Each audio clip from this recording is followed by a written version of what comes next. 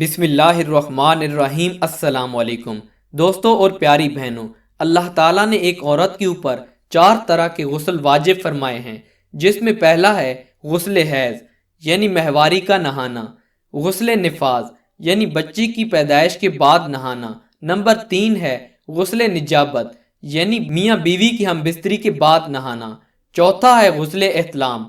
بہت سی خواتین غسل احتلام سے ناواقف ہیں، اس لیے میں نے آج سوچا کہ غسل احتلام کے بارے میں جانکاری دے دوں۔ اس سے پہلے اگر ابھی تک آپ نے ہمارے اس نیو اردو ٹیچر چینل کو سبسکرائب نہیں کیا تو اس ریڈ بٹن پہ کلک کر کے اس کو سبسکرائب کر لیں اور ساتھ والے بیل کے آئیکن کو ضرور آن کیجیے گا تاکہ میں کوئی بھی ویڈیوز اپلوڈ کروں تو اس کا نوٹیفیکیشن آپ کو سب سے پہلے مل سکے۔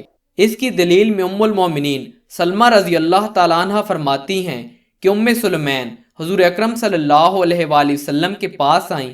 آپ فرماتی ہیں کہ اے اللہ کے نبی حضور اکرم صلی اللہ علیہ وآلہ وسلم، بے شک اللہ تعالیٰ حق بات کہنے سے نہیں شرماتے اور بے شک آپ علم کے شہر ہیں، اس لیے میں بھی آپ کے پاس ایک مسئلہ پوچھنے آئی ہوں۔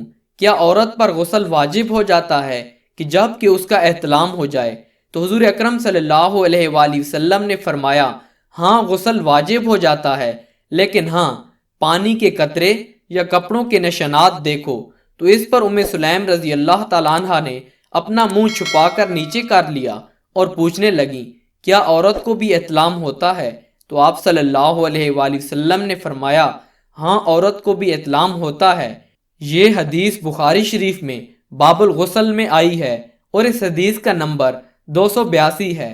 تو خواتین و حضرات، اس سے ہمیں یہ معلوم ہوتا ہے کہ بچیاں جب جوان ہو جاتی ہیں تو نیند کی حالت میں ان کے جسم کے مخصوص حصوں سے نمی نکل آتی ہے، یعنی شہوت کے ساتھ تری نکلنا۔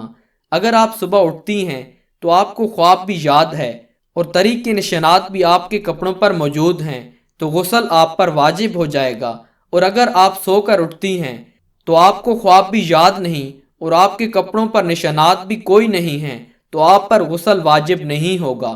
دوستو، آج کی معلومات یہی تھی۔ اگر آپ کو ویڈیو پسند آئی ہو تو ویڈیو کو دوسری بہنوں میں شیئر کریں، کیونکہ ایک اچھی بات دوسروں تک پہنچانا صدقہ جاریہ ہے۔ جزاک اللہ۔